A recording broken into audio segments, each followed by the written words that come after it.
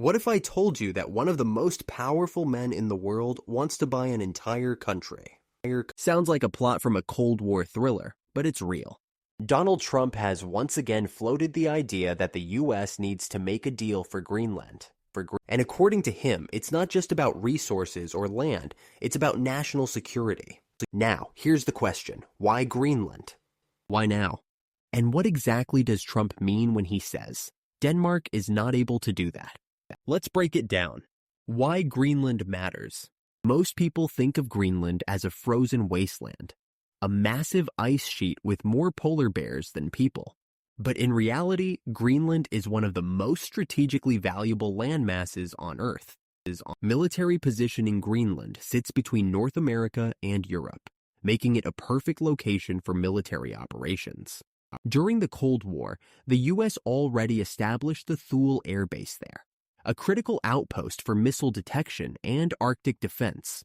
And now, as tensions with Russia and China escalate, control over Greenland would give the U.S. a dominant position in the Arctic. Arctic resources beneath the ice. Greenland is rich in rare earth minerals, resources that are essential for advanced technology, from smartphones to missile systems. Right now, China dominates the rare earth market. If the U.S. secured Greenland, it would break China's grip on these critical materials, melting ice and new trade routes. As climate change melts Arctic ice, new shipping routes are opening up. Control over Greenland would allow the U.S. to shape the future of global trade, preventing rivals like Russia from monopolizing the Arctic. So when Trump says, we're going to have to make a deal on that, he's not talking about a real estate flex. He's talking about securing America's global dominance. Why Denmark can't defend Greenland. Denmark technically owns Greenland, but let's be real. If a serious global conflict broke out, Denmark wouldn't be able to defend it. Greenland has a population of less than 60,000 soon, and Denmark's military is tiny compared to the major world powers. If Russia or China decided to increase their presence in the Arctic, what could Denmark really do? Not much.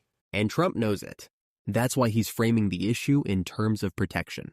Denmark claims sovereignty, but sovereignty without power is just a formality. If a larger force wanted to take control of Greenland, Denmark would have no choice but to rely on the U.S. for protection. So why not just formalize that protection through a deal? Would Denmark sell? Denmark rejected Trump's idea back in 2019, calling it absurd. But is it really? Because historically, the U.S. has bought massive amounts of land before. The Louisiana Purchase from France, 1803. Alaska from Russia, 1867. The U.S. Virgin Islands from Denmark itself, 1917. If the price is right, why wouldn't Denmark consider it? After all, Greenland costs Denmark billions in subsidies every year. Selling it to the U.S. would be a massive financial gain. And if Denmark won't sell outright, what about a long-term lease? The U.S. has already used this strategy before, leasing Guantanamo Bay from Cuba for over a century. Who would oppose the deal? China and Russia. Both nations are expanding their Arctic presence. Russia is reopening Cold War-era bases, and China is investing in Arctic infrastructure. A U.S.-controlled Greenland would be a major strategic loss for them. The European Union. If Greenland became American territory, the EU would lose influence over the Arctic. Expect Brussels to push back hard.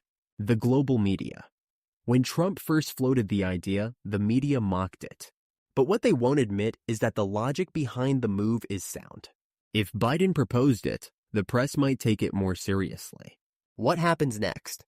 The idea of a Greenland deal isn't going away. If Trump, or anyone else with a strategic mindset, returns to power, expect negotiations to restart. Whether through purchase, lease, or military agreements, Greenland will become a critical battleground for global influence. So, what do you think? Should the U.S. push harder for Greenland? Is Denmark in over its head trying to hold on to it? Drop a comment below and let's discuss. And don't forget to like and subscribe for more breakdowns on the real power struggles shaping our world.